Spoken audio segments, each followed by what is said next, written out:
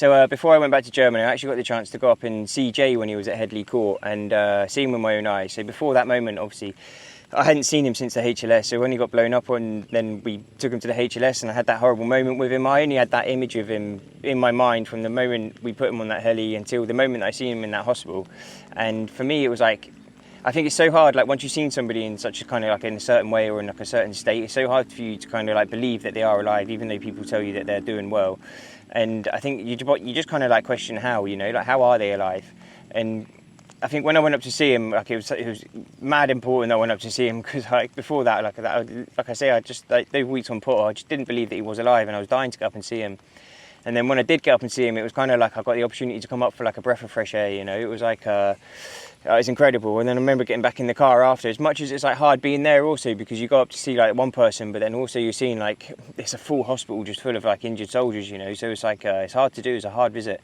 But I remember getting back in the car after and like having like this massive like release of tears, and like I'm not sure, you know, like from those last 15-20 minutes like of that full Kazivac, it's like you see somebody, you go from like experiencing that with somebody, and that you see him in those last moments, and then like you know, like him telling us, "Oh, I'm slipping away," or whatever, and then everything happening as it did, and then you get back and you see somebody alive, and then just that release of like emotion, everything, just all that built up pressure from like just those hours and hours of just thinking about like that experience, and then wondering if he is alive, you know, and then getting to see it. It's just like there's no words for it. I don't think it's really hard to like describe. It's not like any other emotion that you kind of like normally feel.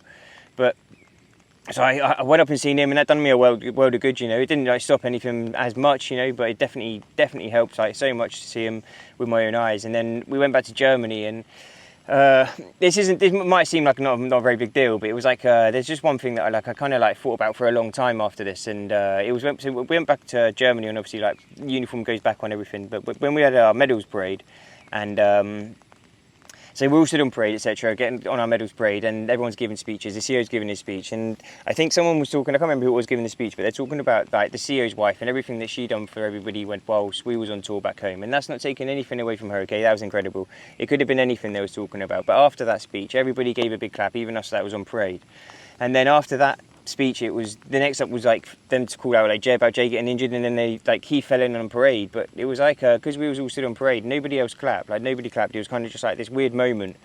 And I remember like feeling like this mad pressure build up and being like, why the fuck is nobody clapping?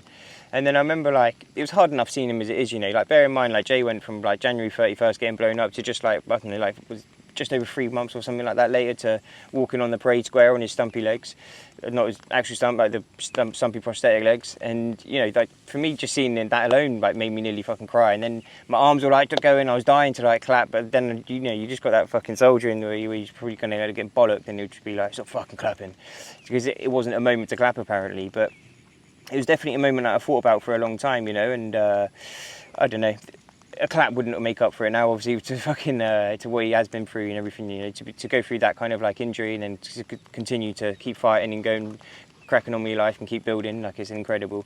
But yeah, it was just something that I held on to for a little bit, and it was just a moment that if it ever deserved a clap, it was that. But right, thanks guys, I'm gonna get out of this, just starting to spit a little bit, but thank you guys, see you next week.